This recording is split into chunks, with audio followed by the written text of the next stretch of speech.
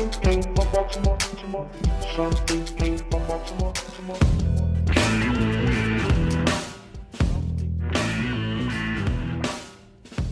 Welcome to another edition of Something Came from Baltimore. My name is Tom Gouker, and tonight we have Roosevelt Collier on the phone with us. Roosevelt Collier is an in-demand steel guitar player. Runs all over the genres of gospel to blues, to jam bands, to world music. If the music is good and there's a steel guitar on it, chances are Roosevelt Collier is on the credits. After years of working with other artists, Roosevelt Collier just stepped out in front and released his first solo recording called Exit 16 on the GroundUp label. Welcome, Roosevelt Collier, to Something Came from Baltimore.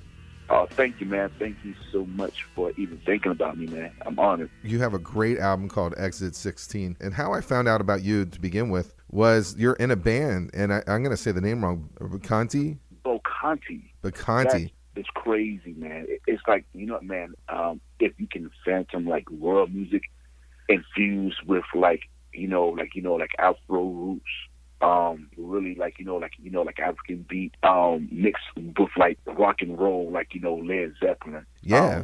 This is the new direction. I think this is where people are going to be going. And America hasn't really dug into it radio-wise, but boy, is it funky, and it's. I think more people just need to get exposed. I mean, man, I think, man, just overall, I think that, this country, like as a whole, is coming back around to real music,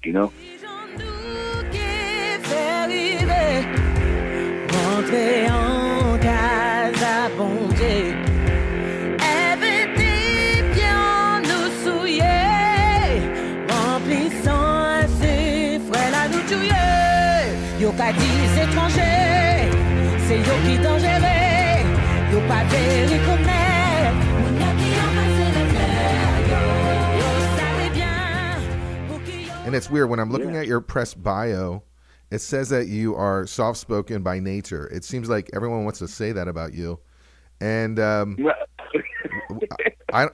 don't. What does that mean? I mean, you know what, man? Just by nature. I mean, I'm soft-spoken.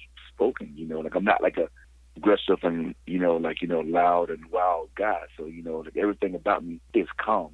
So you're chill, not soft-spoken. Yeah. All right. I was watching a YouTube clip of you doing Papa Was a Rolling Stone, which I thought was one of the coolest versions I ever saw. It was so funky. Oh, thank you, dude. Yeah. Thanks. But you were behind the mic. You were leading the crowd. You were the one that was getting everyone up in charge. Is that hard for you to be chill and also be the lead?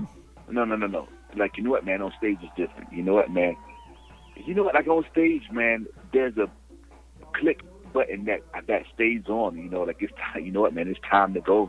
Well, you've been doing this basically as a child. You've been on stage for years. In church, so you know what? That's basically my first stage. Like in front of like like a big crowd every church service, 3-4 nights a week. That's the worst critics that you can ever have. It's in church, man. It's the worst thing because brother, like, you know what, man? If you play something wrong, they go tell you. They that's not right. That's not right. You have to go work on it, But once it gets right, then it gets right, I never did this to anyone else. I'm going to ask you some questions. Say whatever's on the top of your mind. What's your favorite color? Blue. What's your favorite food? Man, fish and grits. Cat or dog or neither? Neither. Favorite sports team? Miami Heat. Miami Hurricane. I'm a Miami fan. Pro-Russian or anti-Russian? Anti. Favorite TV show? Just because, man, it's so much crap that's on these things now. Oh, I'm sorry, man. I do like Blacklist, okay? Blacklist. Your favorite album of all time? I can't answer that. That's fair. Yeah. Where is Exit 16? Exit 16 is where to Miami, Florida, and get off on Exit 16 and turn left. That's my neighborhood. If you could be on anyone's album and contribute, who would it be? Like any artist? Derek Trucks. Derek Trucks. All right. Well, you're pretty close to them, right? I saw on YouTube. You've worked with them live, man. Right? Yeah, but man, Derek is like, man, Derek Trucks is one of the nicest guys, and I mean, for like steel players, man.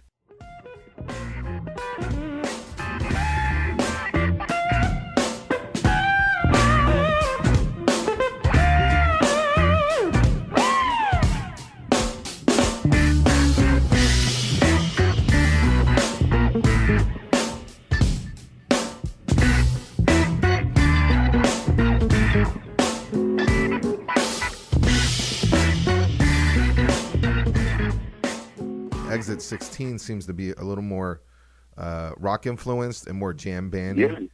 Where are your man. influences? Like it seems like you're Hendrix. Man. So yeah. I'm born and raised like in the sound of Sacred Still. You know, that's the genre like of the gospel that it is, you know. But I mean, like, you know, I was always like, you know what, man, influenced by I like other things. So Exit 16 is my current background, you know. It's basically showing who I am, where I'm from, but where I'm going, you know. You're in the GroundUp. If people don't know who that is, that's the label for Snarky Puppy, and they created a label. But by far, you're in an incubation tube where you're just dealing with some phenomenal musicians who are young and like-minded and creative. Oh my God, bro, it's crazy, man. That label have a roster of just talent, you know. Everybody got their own thing, and man, I'm grateful that they, you know, man, even thought about me, and man, I'm grateful that Mike thought enough about me to do this record for me, you know. I mean, the first thing I told Mike, I said, look, Mike, man, I need help with me putting this still in another light. Like, you know what, man, I need you to help me get my sound that's in my head, you know, that I can't put down on the record, you know. And man, Mike came in, man, he did Mike Lee. The 3 videos that you've released for the album so far, I don't think people realize what you're doing with this steel guitar. They had a camera angle on you where, I mean, because normally you're just sitting down in a chair and no one can see your hand movements and stuff. I mean, you're killing it. Oh, yeah. Oh, man, thank you, man. Mm-hmm. No, look, you know what, man, that comes with nothing but fun. You know what, man, that session was an honor, man. I had so much fun playing with Bobby Spark, J.T. Thomas, and Mike Lee. That's my first time playing with those guys like that ever. It felt like home, you know? Mm-hmm. So like, you know what, like everything felt just natural, you know? So dude, that's why, man, oh my goodness, man. I mean, I'm just thinking about just the times that we were sharing, man. And bro, it was awesome. Like, you know what, man, every take was like, okay, this is it. No, this one is it. Oh no, oh God. All right, this one is it, you know? Like, it was good, you know? Like, it was a good vibe, good energy, man, great guys, you know?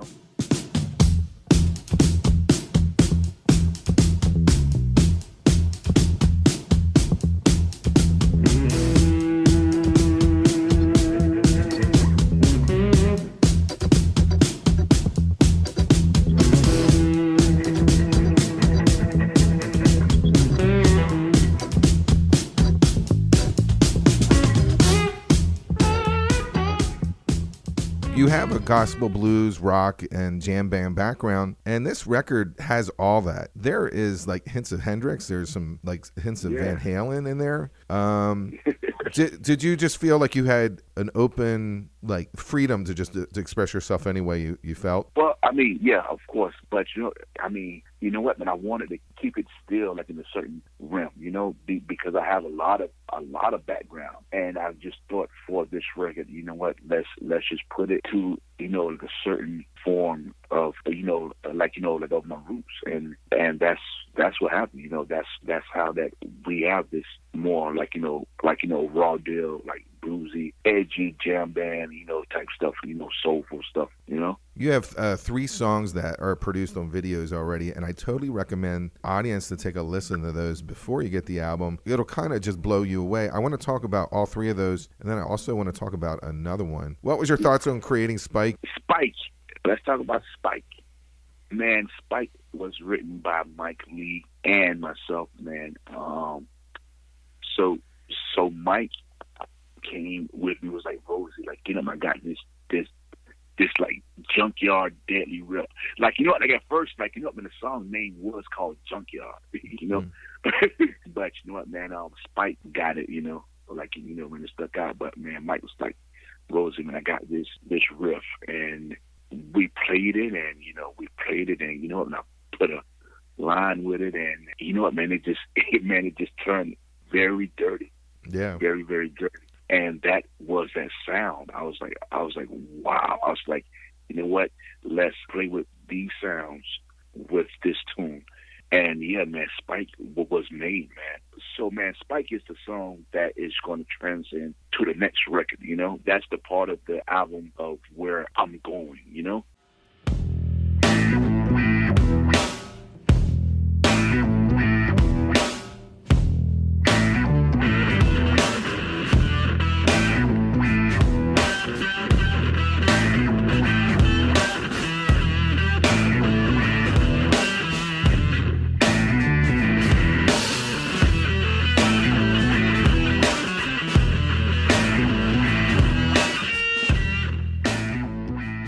The next song is now my new favorite song, which is Supernatural Encounters. Yeah, man. That's my roots. That's my first roots. That's my gospel background roots right there, you know? Supernatural, that's where I'm from. Mm-hmm. That's my Sunday morning joy. That's my Sunday morning shop music.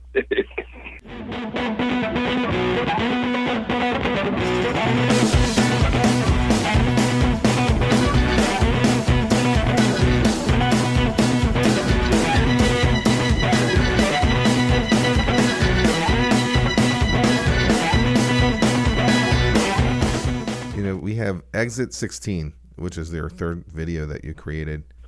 Yes, sir. That's my own. Mm-hmm. You know, I mean, you know what? Like everything, you know what, man? Everything I do goes back to Exit 16. That's my home base. So I'm from South. You know, that's the swamps. You know, so you know what? This tune was made to be like, you know, like a dirty, swampy, you know, tune. You know, and I kind of got that going. You know.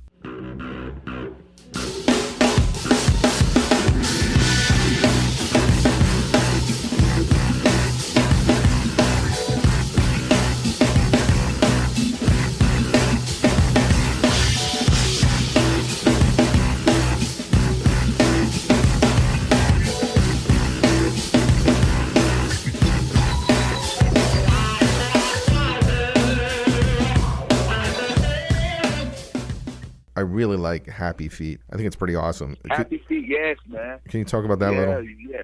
Like, you know, man, Happy Feet, man. That's more of a like, you know, like Afrobeat song that, man, it feels good. You know, it makes you dance. You know, that's my feel good tune.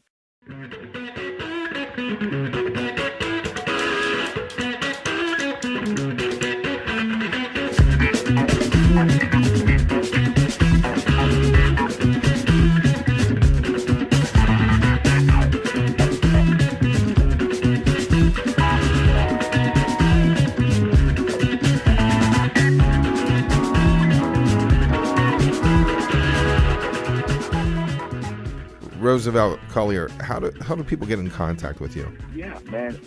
They can get in touch with me, of course, on like all the social medias, Facebooks, RooseveltTheDoctor.com. Yeah, just like, you know what, man, anywhere social media, the Roosevelt Collier. You know, that's like, you know what, like, you can look me up. I'm not about to give out my cell phone, but yeah, man. But you did give them. You gave them directions on how to get to you, though, with Exit 16. I gave them, but they don't know the address. That's the difference. Yeah, man. That's awesome. Thank you, Roosevelt Collier, for talking to me on Something Came from Baltimore. No problem, man. Thank you so much, man.